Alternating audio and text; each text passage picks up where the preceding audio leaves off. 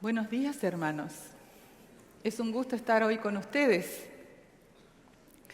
Quisiera saludar a las visitas otra vez, porque ya lo hemos hecho, pero me gustaría hacerlo en forma especial. Sé que hay muchas personas que llegan de todas partes. Saludos también a los amigos del Centro de Vida Sana. Tengo un recuerdo especial de este lugar porque en 1984 fui parte del equipo que fundó el Centro de Vida Sana, así que verlos hoy es parte de mi historia de progreso de este lugar. Un gusto realmente. Trabajé allí como capellana y en el área administrativa. Vaya también un saludo especial para todos los que nos escuchan por internet u otros medios. Esta mañana, como ya se dijo, estoy muy contenta de asistir a la culminación de esta semana que la Iglesia apartó en forma especial para tratar temas relativos a la mujer. Muchas gracias por este espacio, vuelvo a repetir. Muchas gracias. El tema de esta mañana lo titulé ¿Un buen neumático o espiritual? La vida se nos hace común. Es porque somos seres vivos. Para aquellos que buscan conocer el origen de la vida, la Biblia tiene algo que decirnos. Dice que la vida solo puede provenir del Espíritu de Dios que da vida. El primer libro de la vida, que habla de la vida, mejor dicho, el Génesis, es el primer libro de la Biblia. Relata cómo fueron creados los seres humanos. Dios los generó, dice el Génesis, a partir de elementos inertes en el espacio físico que Él había preparado para contenerlos. Unió esos elementos inertes que tomó, ¿no es cierto?, de ese espacio, y al soplar en ellos su aliento provocó la génesis de la vida humana. Algo no replicable y todavía muy misterioso para las ciencias biológicas. El Génesis relata cómo los seres humanos desobedecieron las leyes de la vida y esto produjo un cambio, un gran cambio. Se introdujo la muerte. La muerte es el proceso inverso a la vida, es decir, el elemento que es el integrador de todos los componentes inertes se separa. Y el ser humano se desintegra otra vez en sus componentes inertes. Dice la Biblia, del polvo eres, al polvo vuelves. No es el propósito en esta mañana hablar de lo que ocurre en el momento de la muerte, sino antes de ese momento. En el corto periodo de vida que tienen los seres humanos aquí en la tierra, la Biblia dice que Dios estableció leyes para la continuidad de las especies creadas y su multiplicación, es decir, leyes para el sostén de la vida. Varios escritos bíblicos relatan cómo Dios ve el proceso de gestación de un ser desde su concepción y formación en el seno materno. Esto nos dice que la vida no comienza en el momento en que una criatura es parida, sino antes. Y aunque biológicamente nacimos una vez, la Biblia habla de la necesidad de renacer por el espíritu de vida para poder estar integrados a la vida que se mide con la eternidad.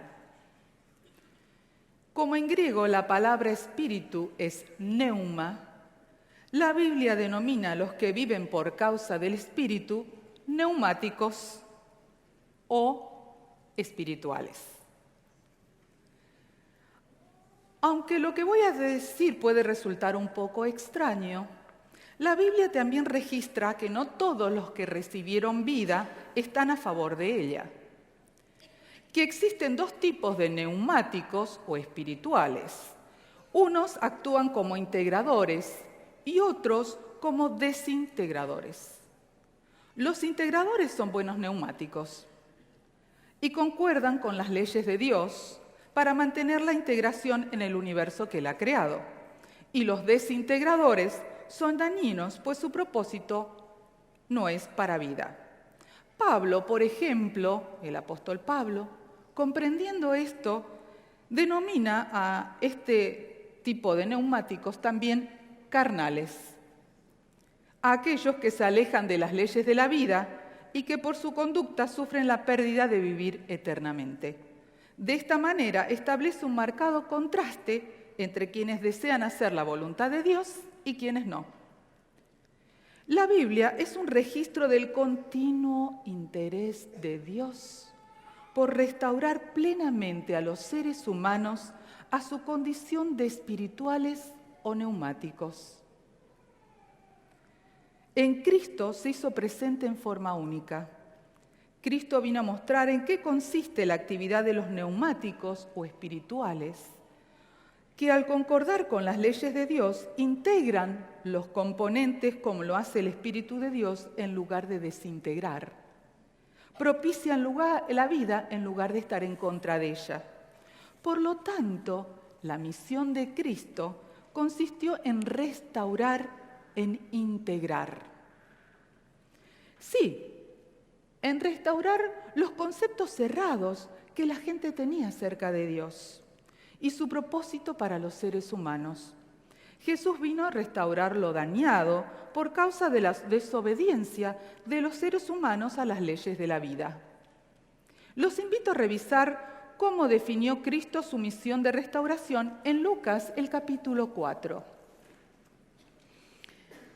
Este capítulo nos registra de qué manera Dios, Cristo, definió su misión de integración y de restauración. El relato dice que Jesús, pueden leerlo en los versículos 16 y 19 del capítulo 4, este relato nos dice que Jesús inició su misión en Nazaret, justamente el lugar donde él se había criado. Allí, entre su propio pueblo, como era su costumbre, el sábado fue a la sinagoga y se levantó para hacer la lectura. Jesús sabía muy bien que ese sábado en particular tocaba la lectura, según el orden de liturgia sinagogal, el capítulo 61 del profeta Isaías. El pasaje registra que al concluir la lectura Jesús dijo claramente que se aplicaba a él. Lo que leyó se encuentra en particular en Lucas 4:18. Vamos a leerlo. El Espíritu del Señor está sobre mí, por cuanto me ha ungido para anunciar buenas nuevas a las pobres. Me ha enviado a proclamar libertad a las cautivas y dar vista a las ciegas, a poner en libertad a las oprimidas, a pregonar el año del favor del Señor. Como ven, esta mañana voy a hacer un énfasis especial de esta importante definición de la misión de Jesús. Los temas que él vino a abordar son tan necesarios hoy como lo eran en su tiempo. Algo de lo que no me quedan dudas es de que aunque Dios creó todos los medios para propiciar la vida humana, la vida es un renacer constante, pues las experiencias traumáticas, como esta que acaba de describir Jesús como parte de su misión, hacen que seamos, lo voy a decir de esta manera, paridos una y otra vez. ¿Por qué digo esto? Cada ser humano que ha pasado por intensos momentos de dolor y sufrimiento ha tenido que revisar todos sus conceptos para poder reorganizarse otra vez y seguir viviendo. El dolor y el sufrimiento pueden ser fuertes desintegradores. Algunos, incluso en estos momentos que se cuestiona la continuidad de la vida y su valor. Y es en estos momentos cuando necesitan desesperadamente de alguien que les presente una luz que les dé esperanza. Cristo vino justamente a traer esa luz de esperanza, cuando no solo su pueblo, sino toda la raza humana estaba sufriendo y padeciendo terriblemente por causa de las decisiones contrarias a la vida. La obra de Cristo fue enseñarnos cómo entender las leyes de la vida que integran en lugar de desintegrar, en darnos elementos vitales mediante la obra de su Espíritu en nosotros y por nosotros. Vino a romper los lazos que mantienen cautivos a los seres humanos, al espíritu que se opone a Dios y líder de la desintegración y contrario a la vida. Como probablemente ustedes recuerdan que dice 2 de Timoteo, capítulo 2. Pues hay que enfrentarse a los espirituales que habitan en las regiones celestes, a los neumáticos de esas regiones. Como nuestro tiempo está acotado esta mañana, voy a tratar en particular uno de los objetivos de la restauración de Cristo, el de poner en libertad a las oprimidas. ¿Qué quiso decir Jesús con el término opresión? El término oprimir en el Antiguo Testamento está asociado mucho con el término cautiverio, que también formó parte de la misión de Jesús, liberar del cautiverio. La opresión es descrita como causada por el abuso de autoridad o el descuido. Por ejemplo, el pobre y la pobre, que son oprimidos porque otros desean enriquecerse, como dice Proverbios. El huérfano y la huérfana, que son abandonados. El necesitado y la necesitada, que no son tenidos en cuenta, como dice Job. El oprimido y la oprimida por falta de justicia, como registra Isaías. El hacer violencia de todo tipo a las personas, como dice Jeremías. El libro de Hechos interpreta que Jesús vino a liberar de la opresión en todas sus formas, pues esta es causada por el líder de los desintegradores, neumáticos, el diablo. Eso lo dice en Hechos 10, el versículo 3. Por lo tanto, la misión de Jesús incluyó traer libertad a los que y a las que están siendo objeto de algún tipo de abuso. Estos abusos se originan por lo general en preconceptos que ven al otro como inferior. Esta mañana vemos juntos cómo trató el problema Jesús de algunos tipos de abuso para que nosotros, sus seguidores, notemos cómo se hace.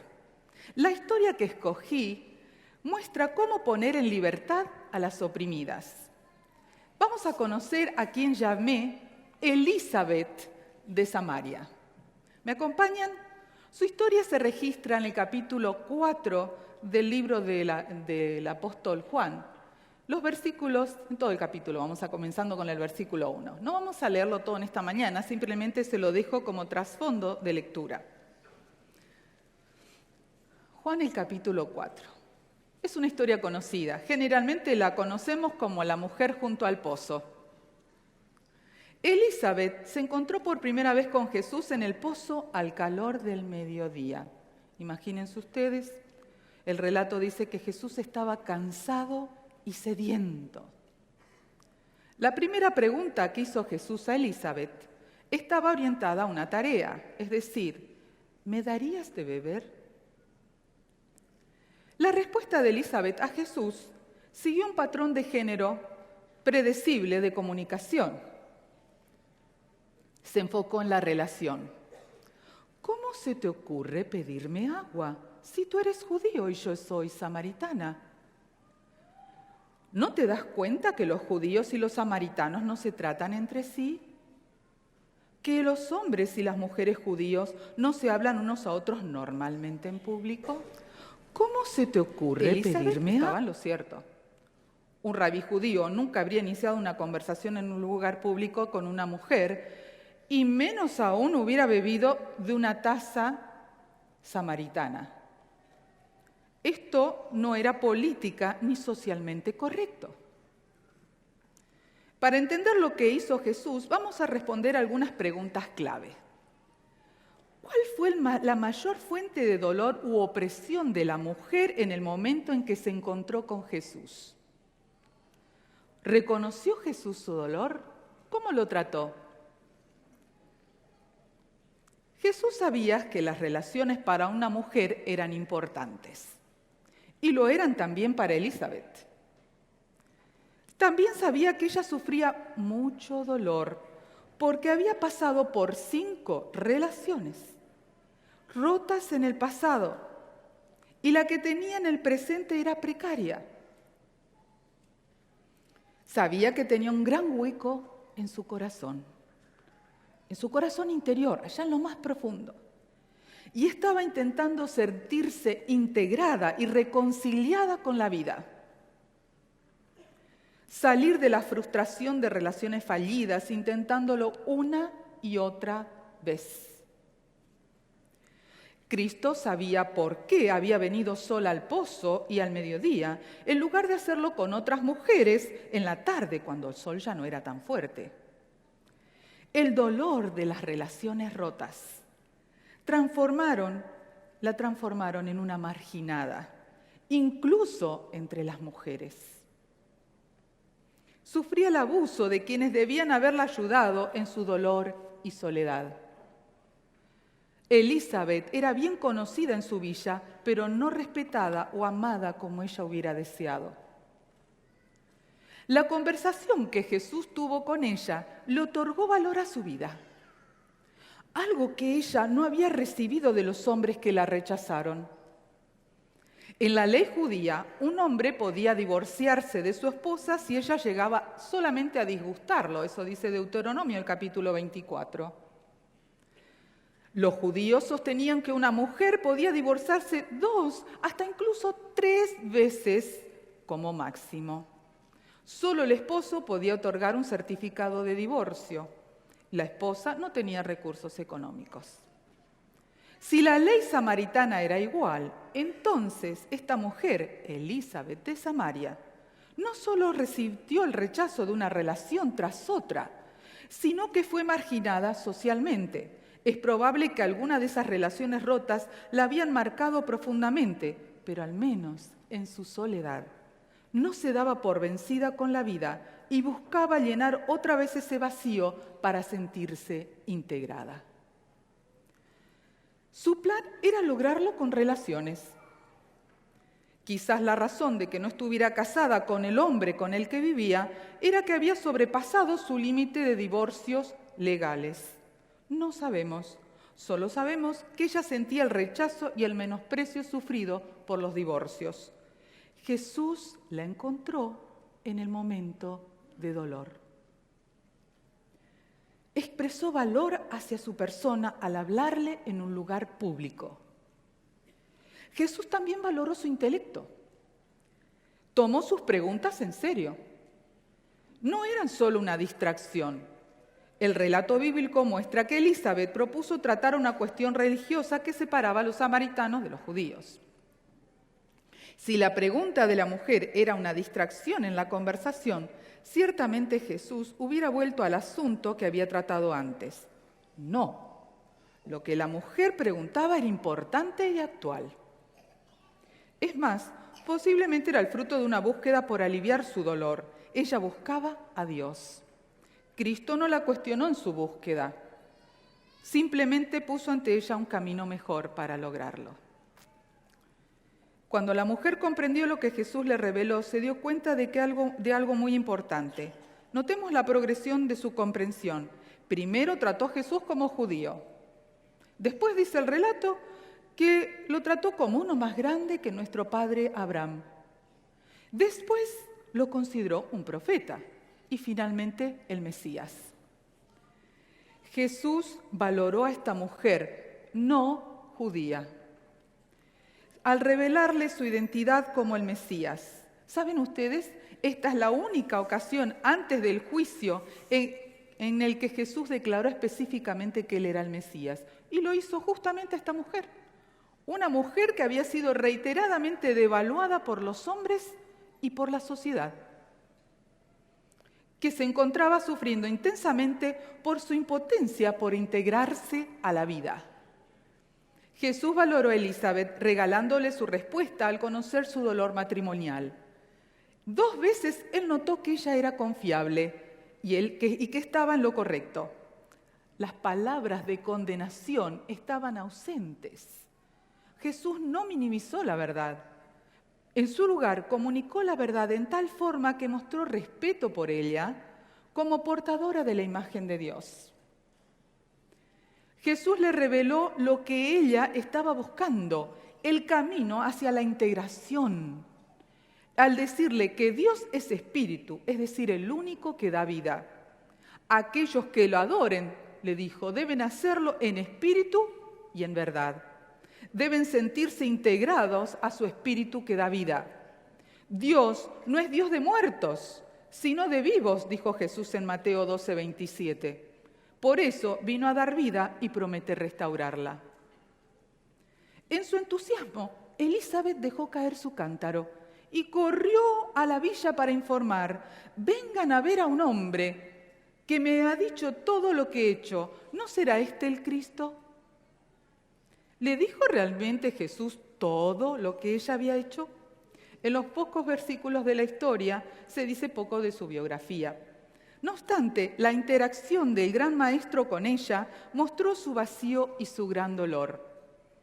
Jesús fue el primero en reconocer ese dolor, en identificar su gran necesidad y llenarla con agua de vida, con la esperanza de vida que se mide con la eternidad, que era lo que ella estaba buscando. La motivación de la vida de Elizabeth, de todo lo que había hecho, era terminar con su intenso dolor de necesidad por ser valorada, de ser verdaderamente amada, no usada y luego eliminada. Estas son cosas que la desintegraban. Deseaba ser perdonada y amada incondicionalmente, sencillamente por lo que ella era. Elizabeth de Samaria llegó a ser Elizabeth, la evangelista de Samaria. ¿Quién creería una historia como esta? Muchos lo hicieron. En Samaria lo hicieron. El ejemplo del encuentro de Jesús con Elizabeth en su gran momento de dolor es un modelo a seguir para asistir espiritualmente a las mujeres. Ignorar el momento de dolor de una mujer mientras se la trata de estimular espiritualmente es poco efectivo. Si Jesús le hubiera dado una clase a Elizabeth, el resultado hubiera sido diferente. En lugar de eso, mostró verdadera sensibilidad, una perfecta regulación de su mensaje en el contexto del dolor. Una mujer que desea apoyar espiritualmente a otras mujeres debiera ser la primera persona que exprese valor a una Elizabeth de su comunidad. Aunque Elizabeth tuviera dificultades de adaptación social y a la vida, fue creada a la imagen de Dios y necesitaba del agua de la vida. Las mujeres tienen una necesidad universal por relaciones amorosas. Fueron creadas con la necesidad. Jesús es el único que puede entender esa profunda necesidad. El cuerpo de Cristo, la Iglesia, fue su plan para continuar llevando esa luz y la integración con la vida. Así como lo hizo Jesús, que no menospreció a esta mujer por su raza, su condición social o su género, y le otorgó un valor que trajo alivio a su dolor, los creyentes en Cristo, mujeres y hombres, deben continuar aliviando a las oprimidas. Actualmente existen problemas de opresión y abuso. Como le pasó a Elizabeth, hoy también encontramos mujeres oprimidas por el abuso en el seno familiar. Pero también, al igual que Elizabeth, se sufre abuso en otros ambientes, fuera del hogar, en lo laboral y social. El trato a la mujer sigue siendo un tema pendiente en nuestra sociedad globalizada y en la Iglesia. Estadísticamente, las mujeres son mayoría en la Iglesia Adventista. Algunos informan que el índice aproximado es del 70%. Muchas de estas mujeres han atravesado o atraviesan por situaciones de abuso en diferentes formas.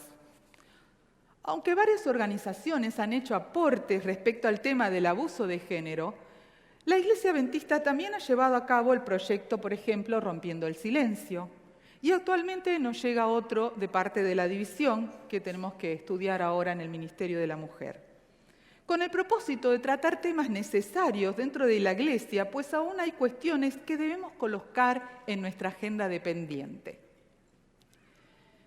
Durante el año 2005, salió un artículo en la Adventist Review en el que Drum y sus colegas exponían los resultados de un estudio sobre el abuso de género en la Iglesia Adventista.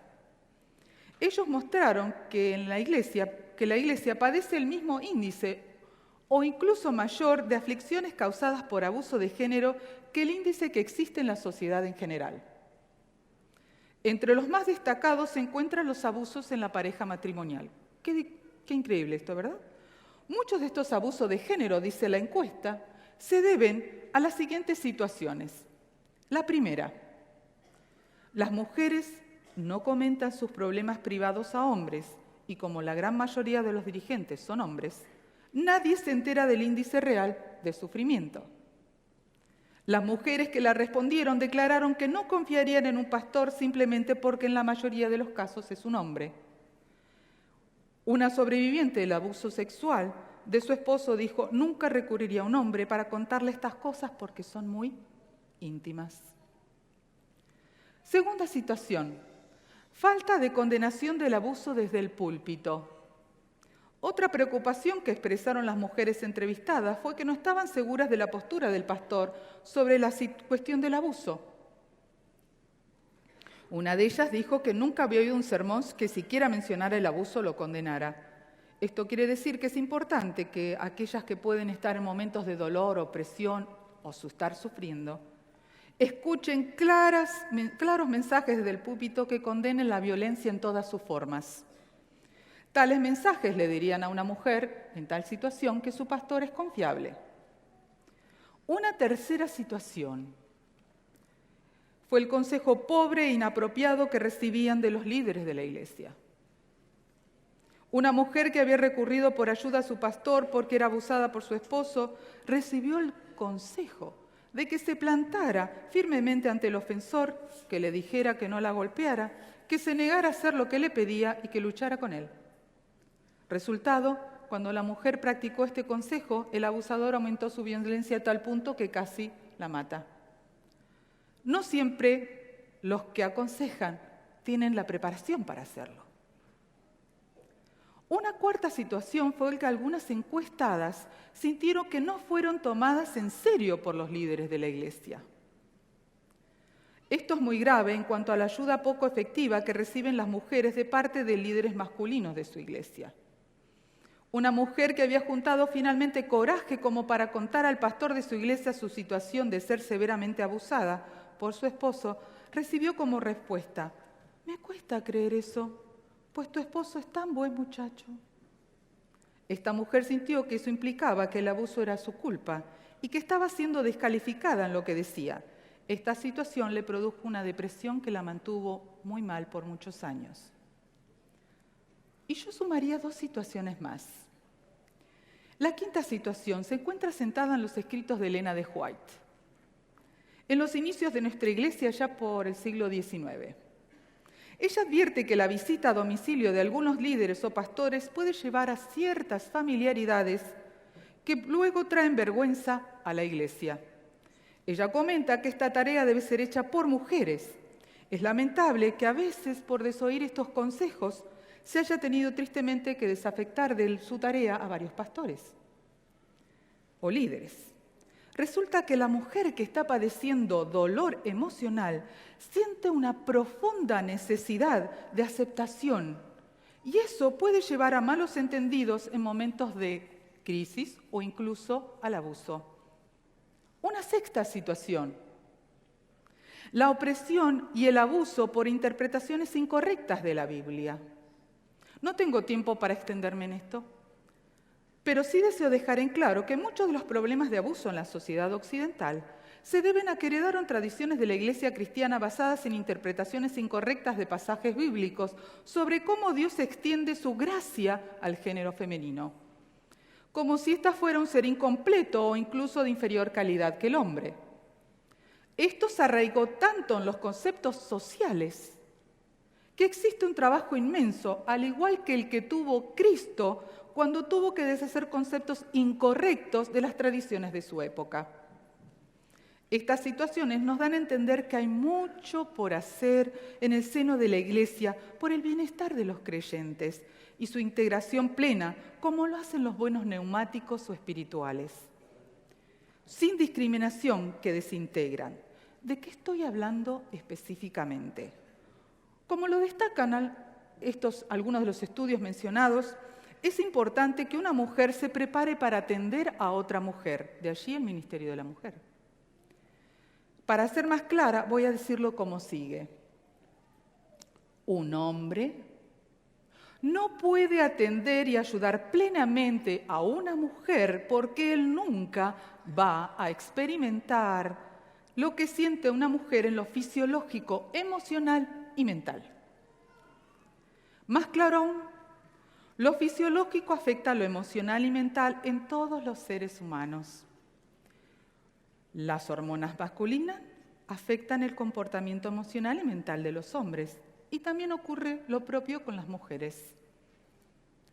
Un hombre nunca puede experimentar lo que pasa a una mujer por tener hormonas femeninas que la llevan a tener un ciclo menstrual todos los meses, con sus correspondientes cambios de ánimo, quedar embarazada, parir, sufrir abortos, cambios fisiológicos posparto, menopausia, etcétera, etcétera. Pero por eso se necesitan en la Iglesia mujeres preparadas para asistir a mujeres. Este concepto, aunque no es nuevo, cuesta que se entienda a veces su importancia al implementarlo. ¿Cómo entonces proveer ayuda? ¿Cómo? En lo personal he corroborado este estudio de Drum en mi experiencia profesional. Tengo el privilegio de ser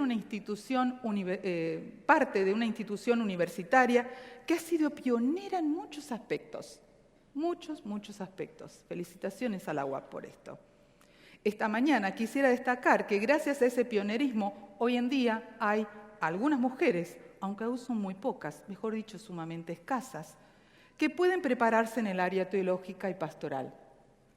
Cuando hace unos años las tareas administrativas en el Centro de Vida Sana fueron absorbiendo mi tiempo dedicado a la capellanía en el sanatorio, ese vacío no fue cubierto inmediatamente por otra mujer. Es difícil encontrar una mujer con entrenamiento teológico y pastoral para asesorar en el área espiritual a otra mujer. No son muchas las que encuentran ánimo para dedicarse a esa tarea, porque no se ha apreciado adecuadamente el aporte que las mujeres pueden hacer. Pocos años después de dejar la función de capellana, incluso cuando ya estaba trabajando como docente, recuerdo que vino a verme quien era en ese momento el capellán del sanatorio vecino, para consultarme. Silvia, ¿tienes algún nombre que proveernos de las chicas que estudian la carrera de secretariado para que nos auxilien la tarea de capellanía? Sin desmerecer la función de nadie. Él me decía, no encuentro a ninguna que quiera hacerlo. Entonces le dije, obvio, no es su competencia profesional, no se ha entrenado para eso.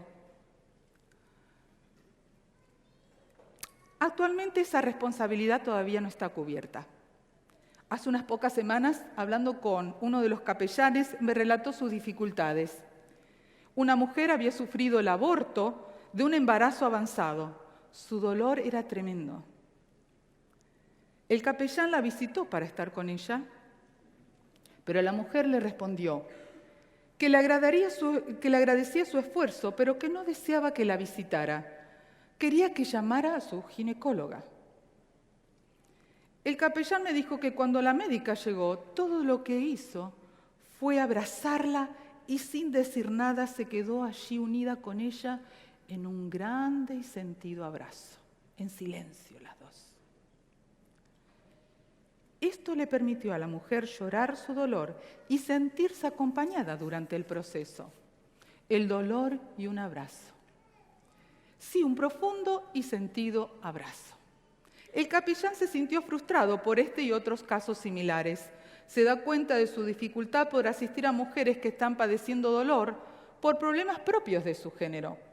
Se siente limitado porque percibe que las mujeres buscan el apoyo de otras mujeres en alguna situación como el sufrimiento que acabo de describir de aborto, la pérdida de un hijo y otros problemas propios del género femenino.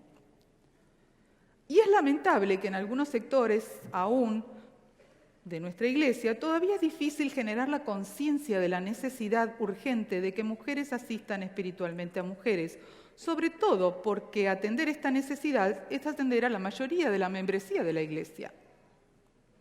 Hoy, en base a la misión que nos dejó Cristo, presento ante ustedes tres desafíos. Tres desafíos. El primero de ellos. Velar y atender la recuperación espiritual de mujeres lastimadas por el abuso de género, que no solo tiene que ver con el abuso físico, sino con disminuir su potencial, el maltrato verbal y otras formas de abuso que hacen que la mujer se vea impedida o se le dificulte crecer en todo sentido. Reconozco la importancia de la asistencia que puedan brindar profesionales de diferentes áreas, no las discuto, pero como ya vimos, hay carencia en el área de apoyo espiritual. Que las mujeres lastimadas puedan sentir el acompañamiento de alguien que se preocupa por ellas en el área espiritual sin conflictos innecesarios porque no la atiende a alguien que no es de su propio género. Segundo desafío.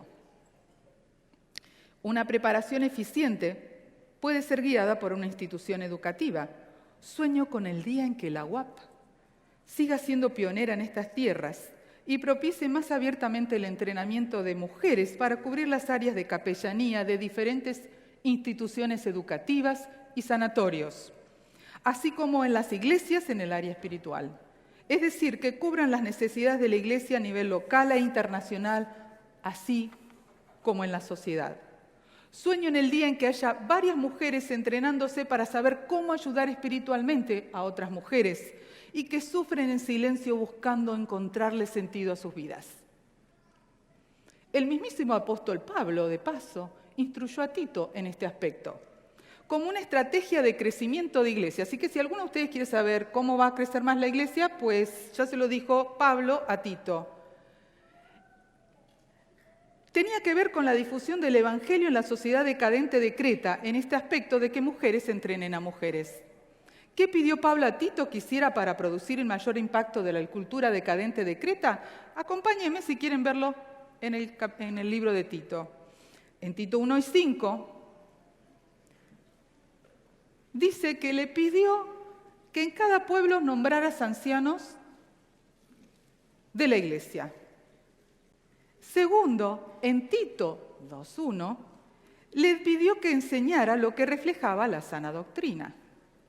Entonces, a partir de Tito 2, versículo 2 en adelante, Pablo le pide a Tito que enseñe a 4 grupos específicos de personas. El primer grupo, en griego, los presbíteros o ancianos. También debía entrenar a un segundo grupo, en griego, las presbíteras o ancianas. El tercer grupo, los hombres jóvenes. El cuarto grupo, los esclavos. Pero falta un grupo de personas en la lista de Tito. ¿Notaron? A ver si descubren cuál es. Se los digo, las mujeres jóvenes. No están incluidas como receptoras de las enseñanzas de Cristo, de Tito. ¿Por qué no? ¿Fueron dejadas de lado completamente? ¿No sentían el impacto de una sociedad decadente? Por el contrario.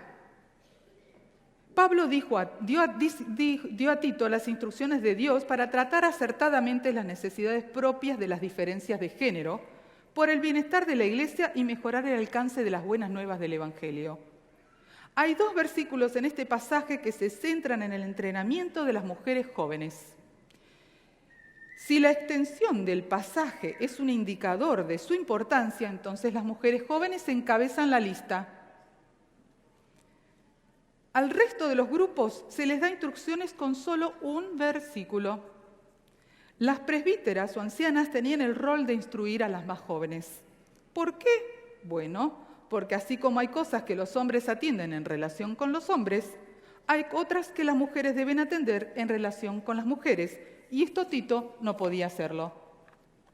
Al respecto, también Elena de White escribió en 1903 que las mujeres pueden hacer una obra que los hombres no pueden hacer, una que llega al interior mismo de las familias y alcanza el corazón de quienes los hombres no pueden. Agrega también que esta cuestión no es algo que deban decidir los hombres si se hace o no, pues ya el mismo Señor lo estableció. Por eso debe atendérsela y esta institución educativa tiene mucho por hacer al respecto, ya que sigue diciendo Elena de White que la causa de Dios sufrirá una gran pérdida si las mujeres no imparten conocimiento a las mujeres. Su obra es tan necesaria como la de los hombres. Por eso esta semana, la misión de Dios tanto aquí como en cualquier parte del mundo, requiere misioneras entrenadas para asistir las necesidades propias de las mujeres y también que las mujeres apoyen mujeres en el área espiritual.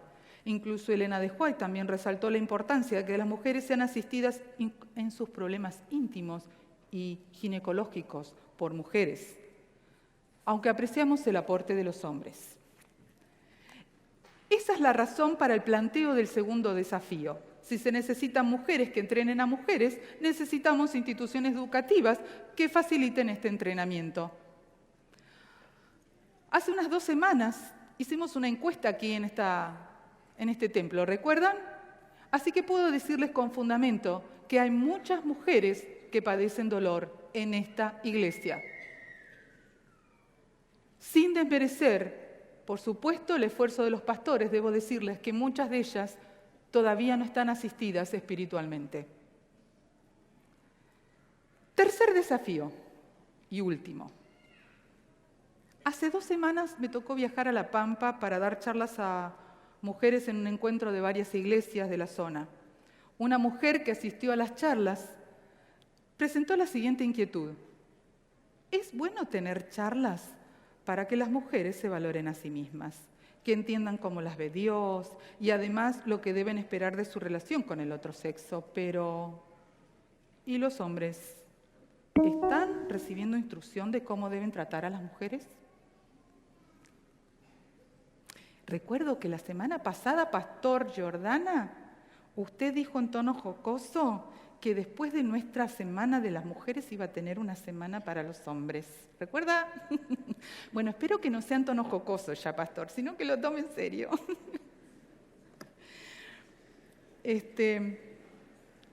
Por lo general, ustedes saben, existe un fuerte condicionamiento social entre los hombres que muchas veces nubla el consejo bíblico de cómo debe ser el trato al sexo femenino.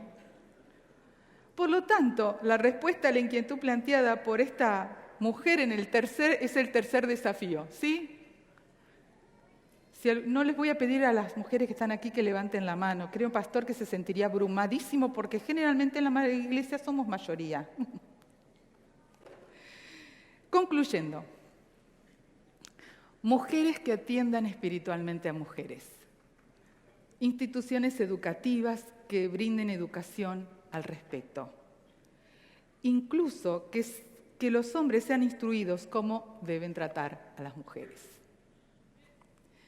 Si somos buenos neumáticos o espirituales, amén, entenderemos y emprenderemos decididamente la misión que dejó Cristo a sus seguidores, de ser sus colaboradores en el proceso de restauración. Que Él quiere hacer primero en nuestra propia vida, nuestra propia persona, para mantenernos integradas a su espíritu, para una vida mejor aquí y aquella que se mide con la eternidad.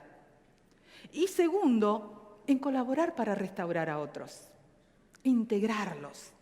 Sería triste que cerremos nuestros ojos y dejemos que la comodidad por mantener el status quo nos impida ver las necesidades existentes, no solo fuera, sino en el seno mismo de nuestra iglesia. Repasamos, un aspecto de la misión de Cristo fue ¿cuál? El Espíritu del Señor está sobre mí. Me ha ungido para poner en libertad a las oprimidas. Los invito a expresar su apoyo a esta propuesta de liberación de la opresión. Ahora les hablo a las mujeres. Estamos en la Semana de la Mujer. Le pido permiso a los varones para hacerlo. Pues quisiera tomarme este momento en especial para ellas. Ya vimos que las mujeres necesitamos los abrazos. ¿A todas ustedes les gustan los abrazos? ¿Cuántas les gustan los abrazos? Son muy tímidas para expresarlo. ¿Les gustan los abrazos? Levanten la mano. Muy bien. Mujeres, ¿quieren ustedes mostrar que desean cuidarse mutuamente como buenas pastoras de la parte femenina del rebaño de Cristo? Y digo pastoras porque es un don del Espíritu Santo y el Espíritu Santo reparte los dones sin discriminación de raza, sexo o condición social. Mujeres, ¿cómo nos vamos a expresar esta cuestión de sentir abrazos? Mientras los batuteros se ubican, para el himno final, voy a hacer un pedido a las mujeres, un pedido especial a las mujeres esta mañana. Aquellas que sufren en silencio, que vengan al frente. Aquellas que deseen expresar su intención de apoyar a otras mujeres, que se sumen y vengan también al frente. Aquellas que deseen prepararse para asistir a otras mujeres, también que se pongan de pie y lo manifiesten. Las invito a salir por los pasillos mientras los batuteros empiezan a cantar el canto final, el himno final. Lleguen aquí al frente y se den un fuerte abrazo. Pero esos abrazos, ¿vieron ustedes cuando decimos los abrazos de oso? Eso que los sentimos como que parece que nos transmitimos el yo del uno al otro. Bueno, ese tipo de abrazo quiero ver. Y mientras dure el himno, las desafío a ver cuántos abrazos se dan, ¿sí? Mientras dure el himno. Después nos podemos volver a nuestros lugares. Disfrutemos estas expresiones de apoyo. Yo quisiera que hoy todas las mujeres no se vayan con un abrazo, sino con un montón de abrazos. Gracias a los hombres por permitirnos este momento. Después del himno, los dejo a ustedes que también abracen, ¿de acuerdo? Pero ahora nos toca a nosotras. Es un comienzo. Que el Señor los bendiga a todos en este desafío.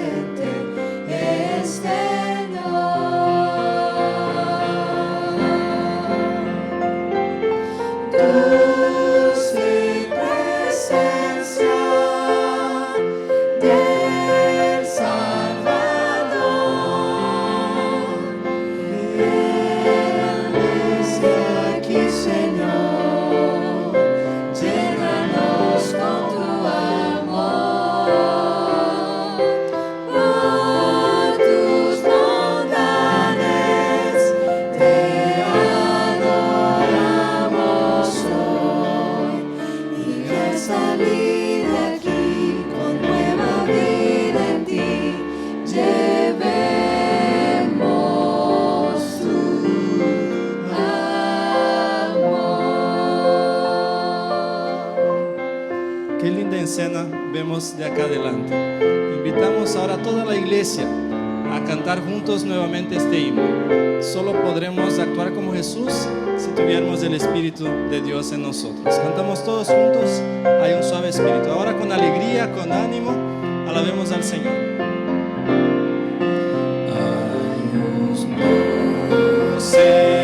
Espíritu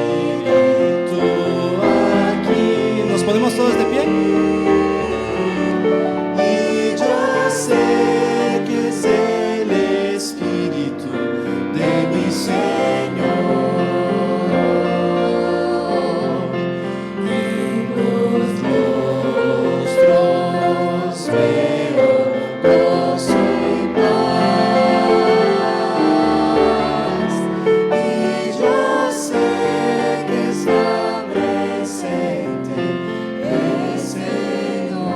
Escuchamos la iglesia cantando a capela.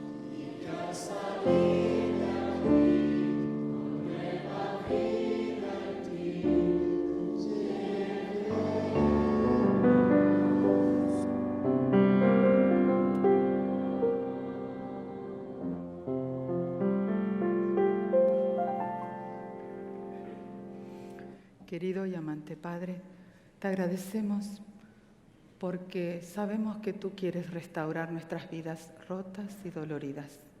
Sabemos que tú deseas que nos sintamos integrados y reconciliados con la vida, la cual eres tú. Que podamos sentir la dulce influencia de tu Espíritu en nuestros corazones y que nos guíe todo el tiempo hasta cuando podamos verte finalmente en las nubes de los cielos para estar por siempre contigo por la eternidad. Guárdanos, Señor, por Jesús lo pedimos. Amén.